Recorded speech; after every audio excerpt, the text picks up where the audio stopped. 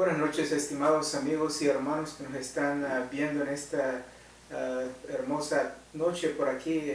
Traemos otro mensaje. El título del mensaje es una nueva serie que tenemos para este año. Queríamos compartir con ustedes cuál es la misión para nuestra vida. Creo que es muy apropiado que hablemos de este tipo de mensaje, ya que pues estamos empezando otro nuevo año. Y con cada nuevo año la gente tiende a hacer resoluciones para el año que entramos, ¿no? Así es que esperamos que este mensaje sea de bendición para ustedes. ¿Cuál es la misión para nuestra vida? Una serie de mensajes que estaremos trayendo aquí por BBG Ministries. Y bueno, sin más que esperar, entremos al mensaje. Y le he puesto un subtítulo a este mensaje, una resolución para el año 2016.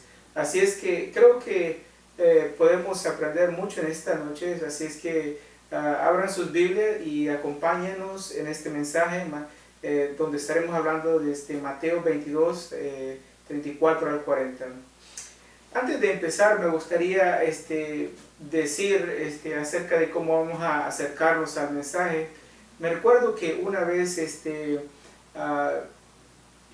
andaba con un amigo y mi amigo me llevó a su casa, pero me dijo que íbamos a entrar por la puerta de atrás porque tenía muchas cosas al frente de la casa o algo así. No me acuerdo exactamente cómo era el detalle ahí, pero la cosa es que me llevó alrededor atrás de su casa y luego entramos por la puerta de atrás. Y increíblemente cuando entré, pues naturalmente me sentía un poco como así desorientado, porque no sabía en dónde estábamos exactamente, ¿no? O sea, cuando entras a una casa por la puerta de enfrente, naturalmente pues te das cuenta que ahí está la cocina, ahí está el comedor y ahí está el pasillo o las escaleras, como sea. Entonces te das cuenta, te orientas y te puedes situar, te sientes cómodo, ¿no?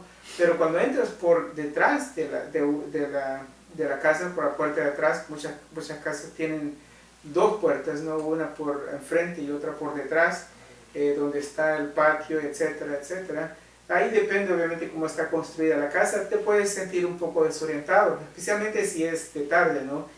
Creo que en esa ocasión había poca luz y bueno, ese es nomás digo eso para decir cómo es que vamos a empezar con este mensaje, ¿no? Vamos a entrar de una manera un poco diferente, así es que tal vez algunos se puedan sentir un poco desorientados al principio, pero vamos a tratar de aclarar el mensaje para que al final puedan darse cuenta qué es lo que realmente queremos decir, ¿no? Entonces, pero todo esto con el fin de hablar de cuál es la misión para nuestra vida.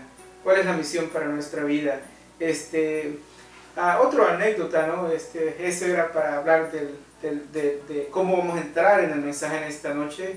Pero otra anécdota que tiene que ver más con el mensaje ya es, me recuerdo que cuando era jovencito, pues me entró por hacer una investigación y hacer la pregunta, ¿cuál es el propósito de la vida? Sí, increíblemente se me ocurrió eso y quería hacer la pregunta básicamente a todas las personas que me encontrara, porque tenía esa inquietud, ¿no? Tenía esa inquietud y en ese tiempo pues naturalmente no tenía carro y pues andaba en el bus, ¿no? Andaba en el bus y pues andaba bastante tiempo en el bus. Y le pregunté, hice la pregunta a muchas personas, a cualquier persona que se me ponía enfrente o me le acercaba a las personas y me recuerdo las expresiones de las personas. A veces las personas no querían contestar, otras veces se molestaban, algunas estaban sorprendidas que les hacía la pregunta, ¿no? Porque pues como que algunas personas pensaban, yo creo, pues todos sabemos cuál es el propósito de la vida, pero cuando te preguntan, pues es otra cosa contestar, ¿no? Entonces me di cuenta de muchas cosas, entre ellos o ellas, me di cuenta que, bueno, habrán tantas respuestas como el número de personas a quien uno le pregunta. No quedé satisfecho con ninguna respuesta, aunque muchos trataron. Creo que tal vez uno que otro me gustó como contestaron, pero bueno, así es que creo que quedé bastante insatisfecho por lo que había escuchado, ¿no? Pero en fin de cuentas fue una aventura que siempre me recuerdo de eso, ¿no? De cuál es el propósito de la vida. Y esta pregunta es algo similar, ¿no? ¿Cuál es la misión de la vida? Y eso es lo que hice en esa ocasión, ¿verdad? Pero bueno, ¿cuántos de nosotros no quisiéramos saber cuál es la misión para nuestra vida?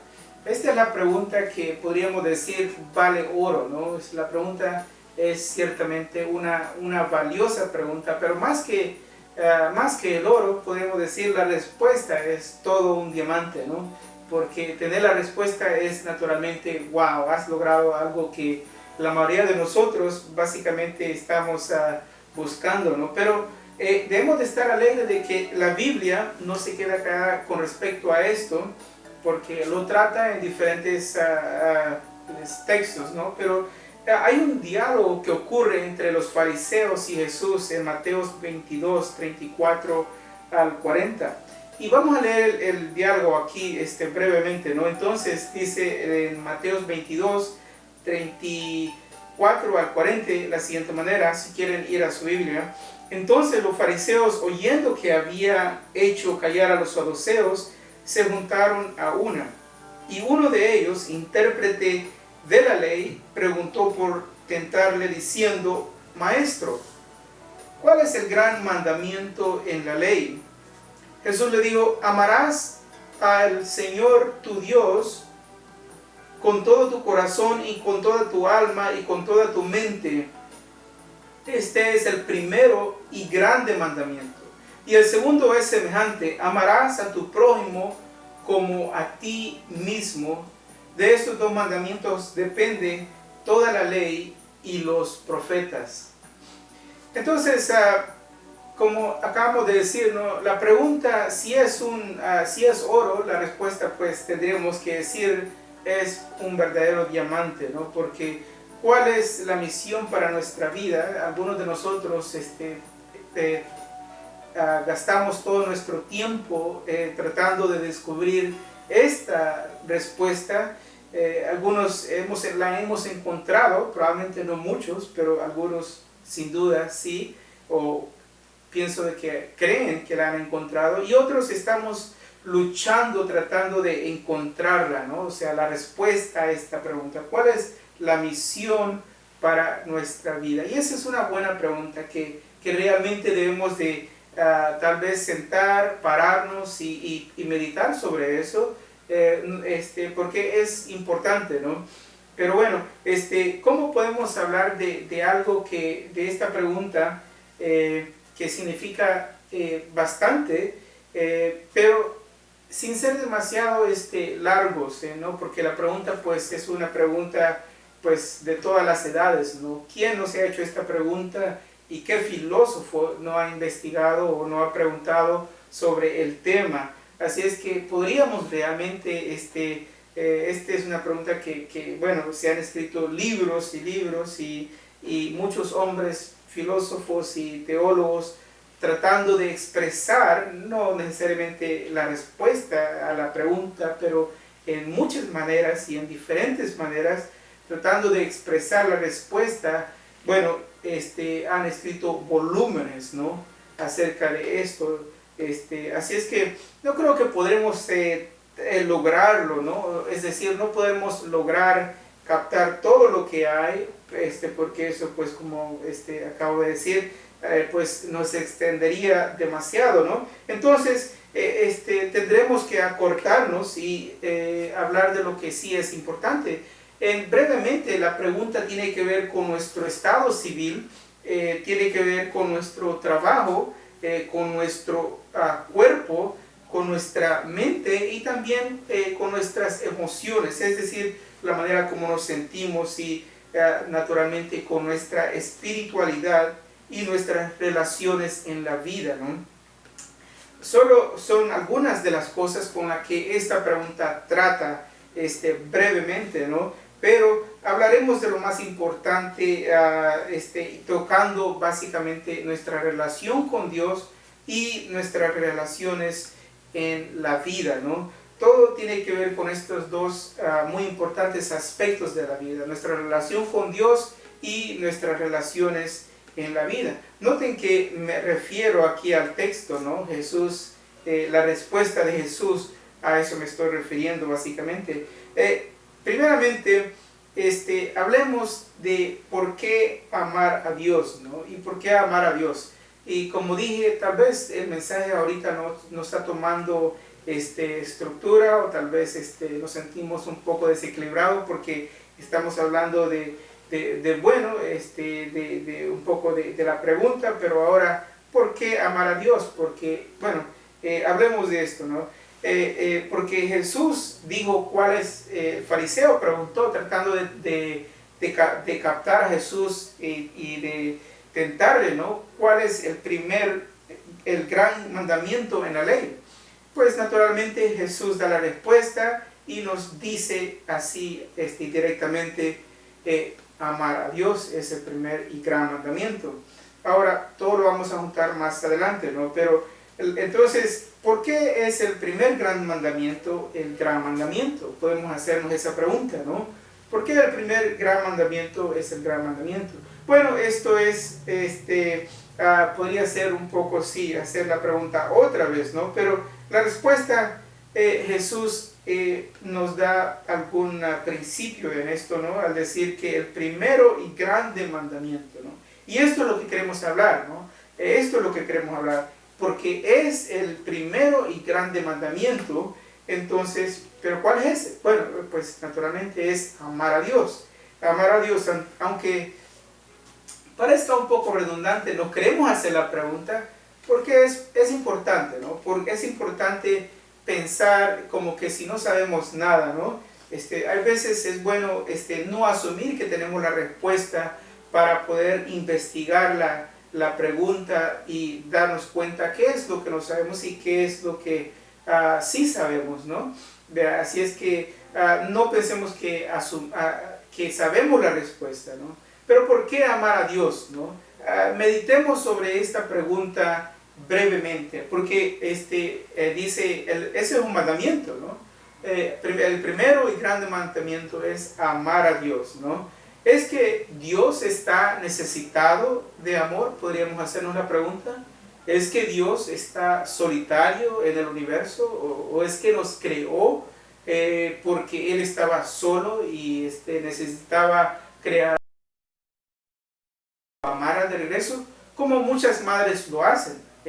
Algunas madres, algunas jovencitas tienen la idea de que si tienen un hijo tendrán por lo menos a alguien quien las ame, ¿no? Entonces, pero esto no es cierto de Dios, porque en absoluto no.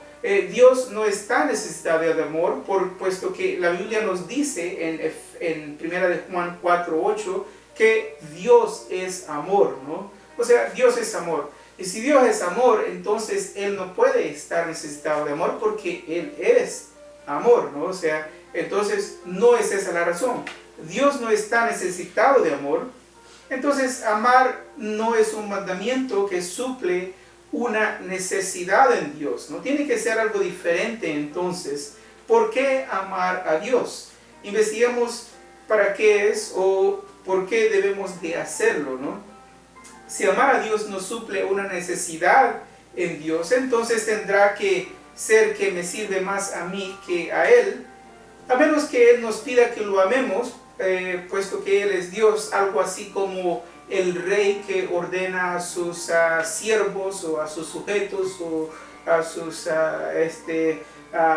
los que le sirven, ¿no? Que lo amen porque Él exige que lo amen. O sea, otra vez, el rey que exige que sus siervos hagan algo, ¿no? Entonces, en otras palabras, debemos de amar a Dios porque es un mandamiento, es decir, es un deber, ¿no? es un deber, algo que tenemos que obedecer. ¿Será que ese es el caso entonces? Si es que Dios no está necesitado de amor, tiene que ser que Él lo escribió y por lo tanto tenemos que amarlo porque el rey lo exige, ¿no? Pero no es así tampoco, debido a que Dios nos ha dado libre albedrío, ¿no? Entonces, y necesariamente tendremos que decir, el libre albedrío excluye a un rey que exige que sus siervos le amen. Sabemos que tenemos libre albedrío de este libro de Génesis.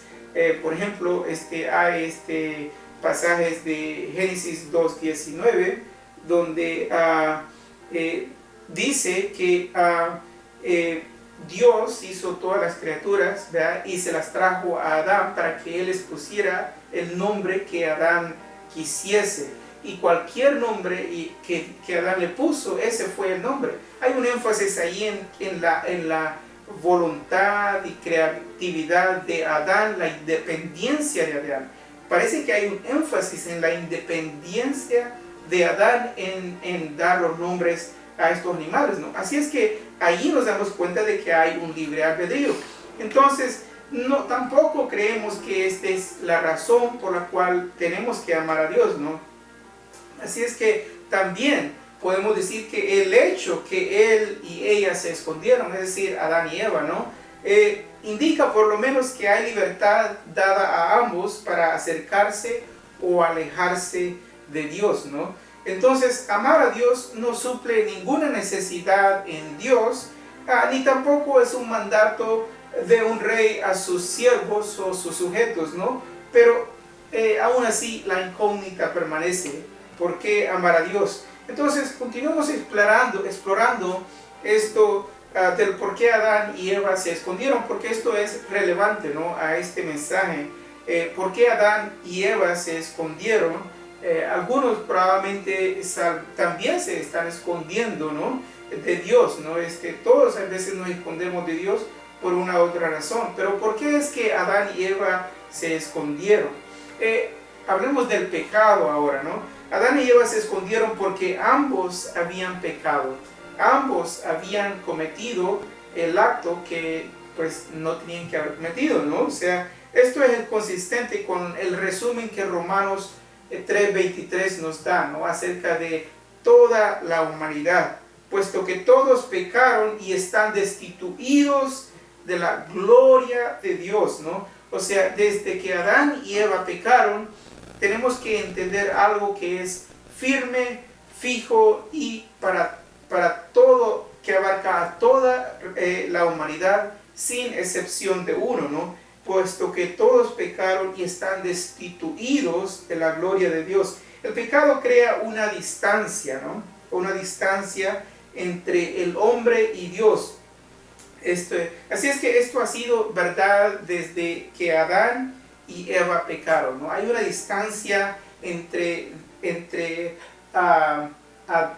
Dios y nosotros, ¿no? El pecado nos separa de Dios, puesto que el pecado corrompió no solamente nuestra carne, sino nuestra manera de ver las cosas, ¿no? Y eso lo vemos en Génesis 3:8 ahí, ¿no? No creo que si leemos ahí 3:8 nos damos cuenta de que ellos escucharon la voz de Dios, ¿vea? En el jardín, dice, ¿vea? Y entonces ellos se escondieron de Dios, ¿no? O sea, antes no se escondían porque hablaban con Dios y estaban con Dios, pero ahora notemos que su percepción, todo está corrompido, ¿no?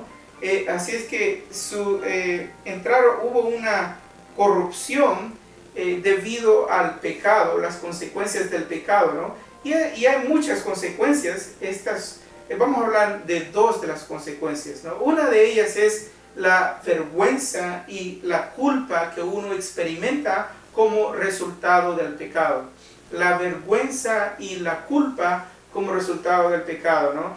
Así es que el pecado causa vergüenza y crea un sentido de culpabilidad. Eso es verdad, eso es cierto. Y lo vemos aquí en este texto, ¿no? En Génesis 3:8 lo acabamos de ver ahí. Por ejemplo, cuando agarramos algo que posiblemente no debemos de agarrar, nos da vergüenza, ¿no? Nos da vergüenza.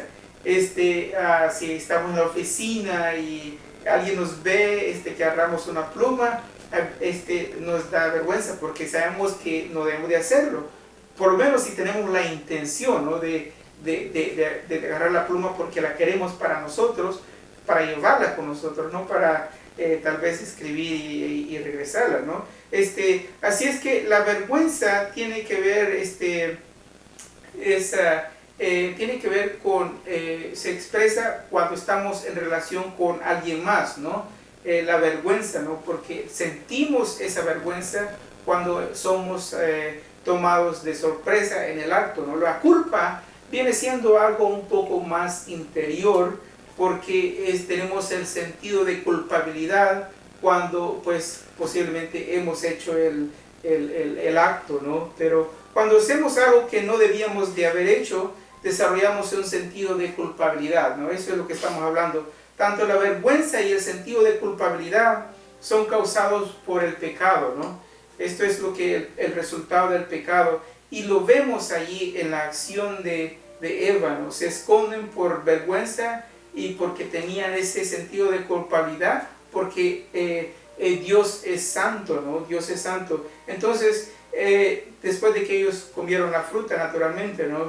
Así es que el pecado nos mantiene en vergüenza y en culpabilidad. Y esto, tenemos que decir, es realmente algo que sucede dentro de todos nosotros, ¿no? Porque todos somos humanos y todos básicamente heredamos el pecado desde Adán y Eva, ¿no? Así es que cualquier persona que tiene arriba, que no sea un niño básicamente, ¿no? Tiene estos conceptos dentro de sí mismo, ¿no? El concepto de la vergüenza, el concepto bueno, no solamente el concepto, sino la realidad de la vergüenza y la realidad de la culpabilidad, ¿no? Pero aún los niños experimentan eso. Claro que ellos, Jesús nos dice, ellos son inocentes, ¿no? Pero eso es otro tema, ¿no? Pero a menos que hagamos algo con esto, a menos que tratemos esta vergüenza, este sentido de culpabilidad, en ocasiones y muy frecuente, más frecuente de lo que probablemente queremos admitir, puede destruir el ánimo en nuestra vida, es decir, nuestra motivación y nuestros sueños. Y esto lo logra porque nos debilita y nos mete en la oscuridad o en el anonimato, ¿no? Naturalmente que no siempre, ¿no? Y no todo el tiempo, porque hay muchas personas que pueden decir, que yo conozco, que no tienen vergüenza y no tienen culpa de sus actos horrendos que hacen, o porque caminan a la luz del día y sabemos qué es lo que están haciendo. Y eso es correcto, pero eso es entrar en otro tema. Pero generalmente hablando, la vergüenza y la culpabilidad puede tener ese efecto dentro de nosotros de debilitarnos de los sueños y la motivación que tenemos en nuestra vida, y lo vemos en parte, ¿no? Aquí en la vida expresada de Adán y Eva en su acto, ¿no? De esconderse de Dios cuando ellos escuchan la voz de Dios, ¿no? Así es que tengo que decir, es necesario que tratemos con esta vergüenza, ¿no? Como con la culpa, ¿no? Así es que continuamos hablando de esto que pasó en el Edén, ¿no? Hemos tratado acerca del pecado, y algo que resulta del pecado es la vergüenza, la culpa, pero el Edén es un mundo ideal, ¿no? El Edén, ¿qué es lo que significa el Edén? Bueno, el Edén es un mundo ideal, pero a la vez fue real, ¿no? Sabemos que fue real, por lo menos si crees en la Biblia, sabes que fue un jardín realmente hermoso, y donde Dios puso a Adán y Eva allí, ¿no? Y era pues, podemos describir como un mundo ideal, ¿no? Pero que realmente sí fue real, ¿no? Pero lamentablemente pues ya no es posible recrear el Edén, ¿no? Pero tendremos que recalcar que sí existió, ¿no? Dios hablaba al hombre y estaba en relación íntima con él, ¿no? Eso es lo que sí queremos también enfatizar, ¿no? Que había una relación íntima entre Dios y el hombre, pero todo cambia después del pecado. Entonces, si el Edén es un mundo ideal, bien podemos decir que el Edén es como deberíamos de estar en lo que se refiere a nuestra relación con Dios, ¿no? El Edén viene siendo un mundo ideal y eso nos debe de dar la idea de que sí, vea, este es el mundo ideal de cómo nuestra relación debe de ser con Dios, ¿no? Pero, ¿qué queremos decir con esto, no? Bueno, para esto vayamos al libro de Génesis, ahí en el capítulo Génesis 5:22, donde encontramos la vida de Enoch, que es un personaje bastante interesante, ¿no? Y si usted lee el pasaje donde se trata la Biblia de Enoch, en la vida de Enoch, en el capítulo 5, entonces encontramos otro ejemplo de una relación ideal, ¿no? Que se encuentra en Génesis, y la vemos aquí, Génesis 5 nos habla acerca de Enoch, donde dice, Enoch caminó con Dios, ¿verdad? Y el 24 también, caminó pues Enoch con Dios y desapareció porque le llevó Dios. En Enoch encontramos el cumplimiento de este ideal aún después de la caída del hombre, ¿no?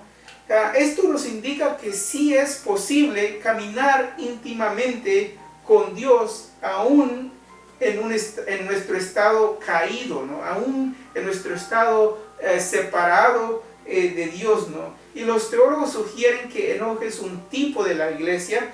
Entonces, pues, este caminar con Dios es nuestro ideal, es decir, tener una relación íntima con Dios, ¿no? Es posible caminar íntimamente con Dios, aunque parezca imposible.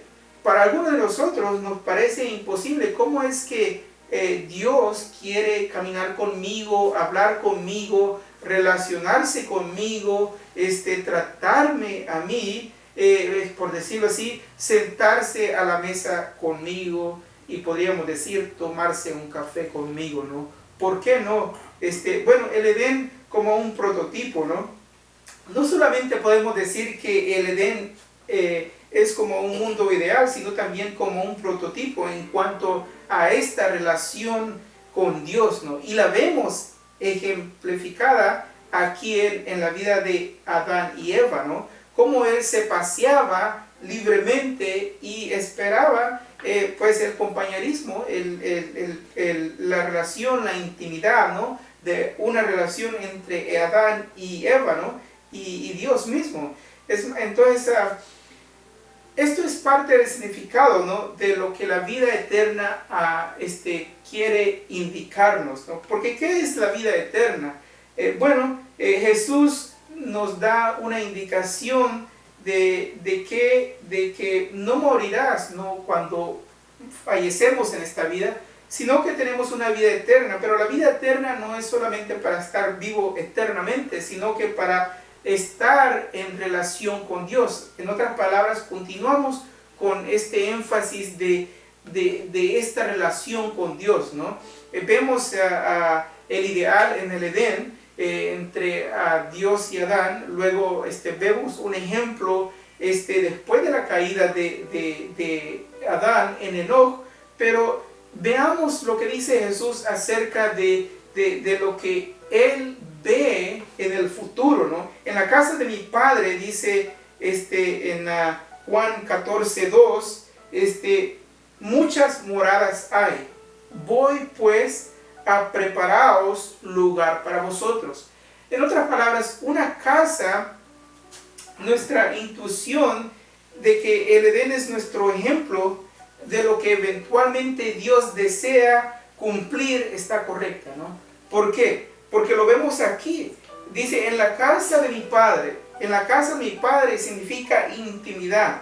Hay muchas moradas. En otras palabras, noten la idea de familia, de cercanía, de amor, de estar juntos, de estar en relación. Entonces nuestra idea sí es correcta, de que sí Dios desea esta relación, ¿no?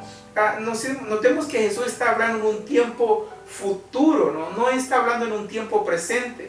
Si esto es así, nuestro tiempo presente, entonces es solo preparación para ese tiempo futuro, ¿no? Así es que, ya que hemos hablado de lo que el Edén significa y las implicaciones que esto tiene para nosotros, bueno, solo nos resta hablar acerca de por qué el hombre debe amar a Dios, ¿no? O sea, hemos establecido varias cosas, ¿no? En el Edén el hombre peca, es separado de Dios y esta separación continúa, la relación se quiebra, se rompe, esa intimidad, es decir, se rompe, se quiebra, ¿no? Hay vergüenza, hay culpabilidad que nos aleja de Dios también, pero encontramos en el Edén como algo ideal, como un prototipo de lo que realmente eventualmente va a suceder según la misma palabra de Jesús, ¿no? Entonces, separados de Dios, cuando estamos separados de Dios, caminamos errantes en este mundo, básicamente, sin la relación más importante que el hombre y la mujer pueden tener. Recordemos que Adán y Eva se alejaron de Dios. Ellos se alejaron de Dios cuando escucharon la voz de Dios que se paseaba en el jardín, ¿no? Se alejaron. Y lo mismo le pasó a Caín, se alejó de Dios por su propio pecado, siendo él, según dice la Biblia, ¿no? Errante y extranjero. Para aquellos que no saben, Caín mató a su hermano Abel por envidia, ¿no? En parte, notemos que cuando Caín decide odiar a su hermano, también se alejó de Dios, ¿no? Instantáneamente, puesto que no puedes odiar a tu hermano y decir a la misma vez que amas a Dios, ¿no? Aunque algunos, no hay alguien ahí que ha tratado de hacer eso, ¿no? No puedes odiar a tu hermano y decir que amas a Dios. El amor es lo que nos une a Dios después que hemos pecado, ¿no? Porque amamos a Dios es porque volvemos a Él en confesión de nuestros pecados, porque lo amamos, porque queremos estar con Él, ¿no? Pero esta sensación de ser un errante y extranjero también tiene otro origen, ¿no? Esta sensación de estar, en otras palabras, solo, podemos decir, aislado no solamente de mis amigos, de mis familiares, pero del resto del mundo. Esto es esta sensación de ser un errante y un extranjero, ¿no? Hablemos en este momento acerca de dos conceptos muy importantes que están muy relacionados a esto, y eso es el concepto de la eternidad y el concepto de Dios, ¿no? Y tenemos que establecer algo acerca de la naturaleza del hombre en relación al universo. Hay que aclarar que el hombre tiene una conciencia acerca de la eternidad. El hombre, déjeme repetir eso que tal vez usted no lo escuchó, el hombre tiene una conciencia acerca de la eternidad, y esto está detrás de su mente, por decirlo así, ¿no? Siempre está detrás de su mente por todos los días que él camine sobre esta vida. Tal vez usted lo ha experimentado porque usted lo siente, lo percibe, la eternidad está en cada uno de nosotros, y por eso es que nosotros nos expresamos con ese anhelo de eternidad, aunque realmente no tenemos no lo conocemos en práctica, ¿no? Porque no somos eternos, pero nuestras películas, nuestras canciones, nuestros propios expresiones reflejan esa idea de que el hombre tiene el concepto de la eternidad dentro de sí mismo, ¿no? Y esto es lo que aprendemos en el libro de Eclesiastés, donde leemos Eclesiastés 3.1. Si usted quiere ir allí a Eclesiastés 3.1, dice de la siguiente manera: todo lo hizo hermoso en su tiempo y ha puesto eternidad en el corazón de ellos, sin que alcance el hombre a entender la obra que ha hecho Dios desde el principio al fin. Allí en ese mismo versículo encontramos una de las razones por la cual el hombre tiene el concepto de la eternidad. Primeramente porque tenemos el concepto de un principio, pero también tenemos el concepto de un fin, y ese fin no lo conocemos. En esa idea misma tenemos la aclaración en parte, de las razones de por qué el hombre tiene ese concepto de la eternidad, ¿no? Esta distancia y concepto de eternidad es algo muy complejo, ¿no?, en la mente del hombre, que no lo dejará en paz, puesto que está relacionado con el concepto y la realidad de Dios mismo también, ¿no? Otro concepto que el hombre tiene detrás de su mente es el concepto de Dios mismo, y él no puede alejarse de ese concepto, ¿no? No puede alejarse de ese concepto, porque aún los que son ateos, ¿no?, niegan a Dios, ¿no? Pero noten que es algo absurdo, ¿no? O sea, niego que Dios existe, ¿verdad? O sea, están negándolo, pero en negarlo le das creación a Dios mismo, ¿no? Es algo muy interesante, ¿no? Porque lo tienes que negar, pero en negarlo lo afirmas aún más, ¿no? Bueno, eso es otro tema, ¿no? Pero entonces el concepto, ¿no?, de la realidad de Dios,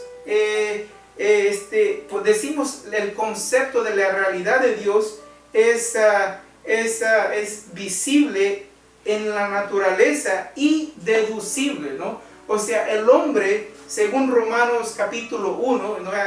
Romanos capítulo 1, usted puede leer el capítulo ahí en Romanos, el concepto de Dios es visible y deducible, ¿no? Esas son dos palabras muy importantes. En otras palabras, visible lo puedes ver. O sea, alguien que dice que no creo en Dios es porque niega su propia sentido común de la realidad que Dios es, ¿no?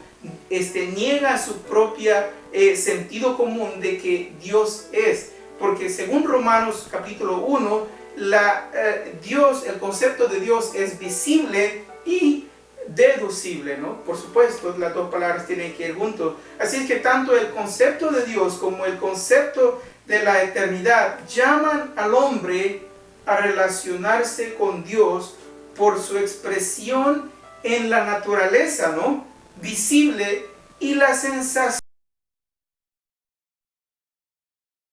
del hombre. En otras palabras, la sensación de lo eterno está dentro de nosotros, y eso está íntimamente relacionado con el concepto de Dios también, ¿no? Y esto el hombre no se lo puede quitar de la mente. Está detrás de su mente y persistirá en su mente por el resto de sus días, por precisamente lo que estamos al principio, ¿no?, acerca de estos dos conceptos, porque tenemos la idea y el concepto de un principio, de un fin, pero el fin no lo conocemos, pero sabemos que está ahí. ¿Será que es la eternidad? Bueno, eso es algo que podemos decir, ¿no? Sí. Y si Dios escribe, ¿no? Si Dios es el escritor, si Dios es el gran escritor, vea, tendremos que decir que Él es el más grande de los poetas en el universo, habiendo escrita estas dos misivas de amor, ¿no? La eternidad y la creación. Pero para leer estas dos misivas tenemos que desprendernos y alejarnos de nuestro tradicionalismo, tanto antiguo como moderno, ¿no? Y el antiguo, podríamos decir, son nuestras religiones, y el moderno, la religión de la ciencia hoy en día, ¿no?, que algunos tenemos por religión, aunque no lo aceptamos, ¿no? Pero teniendo este concepto de Dios en mente y el concepto de la eternidad también, ¿cómo no se sentirá solo el hombre si niegas estos dos conceptos, estas dos ideas, ¿no?, de la eternidad y de Dios? El hombre pues vive en angustia por la separación entre él y Dios, ¿no?, puesto que él sabe que Dios está allí, y por la angustia del sentido de la eternidad que también lo consume día a día, puesto que no lo puede descifrar, no lo puede entender. Y ahí lo tenemos en Eclesiastés. En otras palabras, sin Dios el hombre es Caín, podríamos decirlo así de esa manera, errante y extranjero. Sin Dios el hombre es Caín, errante y extranjero. Y yo supongo de que muchos de estos jóvenes que están en maras, en pandillas, especialmente allá en El Salvador, en Honduras y en otros lugares, estos jóvenes están solos, errantes y extranjeros, y andan corriendo, y lo único que ellos tienen que hacer es matar, porque no tienen otro oficio. Matar, robar, hacer cosas como ese estilo, ¿no? Pero créame que estos jóvenes están solos, aburridos, con dolor dentro de sus corazones, se sienten apartados, extranjeros, no solamente de ellos mismos, pero de toda la sociedad. Nadie los quiere. Imagínense cómo se sentirán. Como Caín lo expresó, es correcto decirlo, errante y extranjero, ¿no? Viviendo en el pecado, apartado de Dios. Cuando el pecado rige nuestras vidas sin relación con Dios, experimentamos una frialdad, ¿no? Una ansiedad, una soledad, y nos sentimos lejos y errantes en este mundo. Esto es como resultado de estos conceptos de la eternidad y de la existencia de Dios, ¿no? Que rigen en nuestras vidas invisiblemente, como también el aire rige en nuestras vidas invisiblemente, pero solo lo sabemos cuando hoy en día, ¿no? Que el aire lo necesitamos. La cultura moderna, podemos ver esto en la cultura moderna y podemos saber que esto es parte de lo que aprendemos. Recientemente salió una película que se llama Mad Max, donde él dice, donde leemos, seguro que muchos vieron la película Mad Max, y dice de la película, ¿no? ¿A dónde iremos nosotros que caminamos errantes en esta tierra perdida en busca de lo mejor de nosotros? Noten ahí la expresión errante. Más recientemente, el creador del juego de Minecraft, que muchos jóvenes seguro juegan, ¿no? Marcus Pearson dijo, después de vender Minecraft por $2.5 billones, el hombre tiene dinero, ¿verdad? Estando con muchos de mis amigos y andando de fiesta en fiesta con gente famosa y haciendo todo lo que yo he querido, expresó él, nunca me he sentido más aislado. Este es un hombre exitoso que tiene todo el dinero que él puede haber, alguien desearía, ¿no? Bueno, tal vez otros quieren más, pero creo que es suficiente, $2.5 billones. El amor es un acto de humildad y de mansedumbre. Creo que eso lo vemos cuando en los niños, los niños son una expresión de mansedumbre y de humildad. Cuando usted le quiere hacer daño a un niño, noten que el niño probablemente no le va a pegar, a menos que esté acostumbrado. Pero un niño inocente naturalmente no acostumbra a golpearle si le golpean. Y eso es mansedumbre, ¿no? Se viste con amor. El niño siempre anda vestido con amor. Ellos son mansos y humildes. Por eso es que Jesús dice en Mateo 19:14, no les impidáis dejar que los niños vengan a mí, porque de tales es el reino de los cielos. Cuando amamos a Dios, estamos siendo humildes y mansos delante de Dios, del Todopoderoso, ¿no? Y que padre, por muy rígido que sea, despreciaría a su hijo que viene con amor y humildad y mansedumbre. Ninguno que tiene un buen corazón, por supuesto que no. Ninguno que tiene un buen corazón va a hacer eso. El amor a Dios es el único vínculo que usted le quiere, como usted quiere llamar, ¿no? Que nos relaciona íntimamente con Dios. El amor a Dios es el único vínculo, o sea, es esta que hace posible esta relación con Dios. Amamos a Dios porque esta es la emoción apropiada para nuestro Creador. No ira o enojo, como algunos de nosotros tal vez sentimos. No ira, no enojo, no miedo, no temor, sino amor. O sea, algunas gentes posiblemente tienen otras emociones, ¿no? Pero la emoción adecuada es para nuestro Creador es el amor, ¿no? Es porque nuestras emociones también están necesariamente relacionadas con el amor, con nuestra relación a Dios. Y si nos sentimos enojados con Dios, entonces hay algo dentro de nosotros que estará inquieto, por decirlo así. El amor a Dios nos hace sentirnos completos, nos da paz, nos da amor y más que todo nos da un sentido de esperanza y significado en este universo tan inmenso.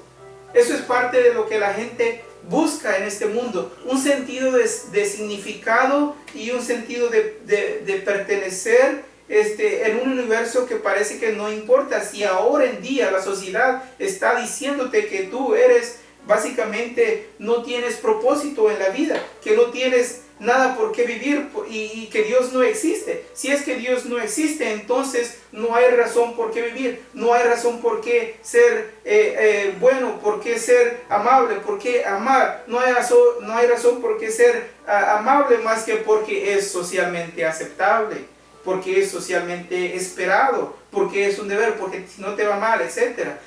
No hay razón. Pero si amas a Dios, entonces Dios te da un propósito. Tu meta para la vida, este año yo creo que sería bueno empezar teniendo esta meta de amar a Dios, porque sabes que te va a dar estabilidad a tu vida.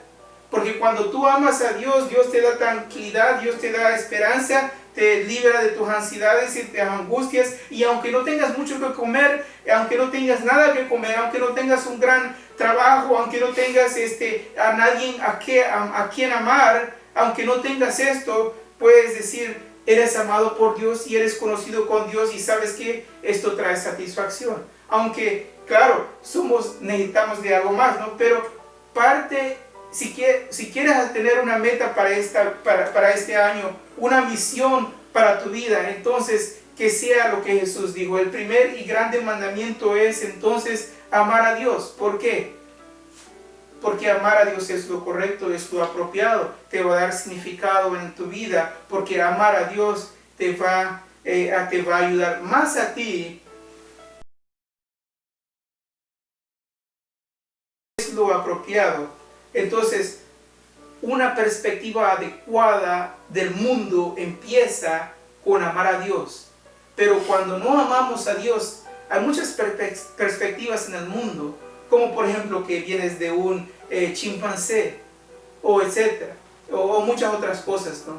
Pero amar a Dios te va a dar un sentido, un equilibrio, te va a dar un sentido de cuál es el verdadero norte, y cuál es el verdadero sur, y cuál es el verdadero este o oeste, y a dónde es que debes de caminar.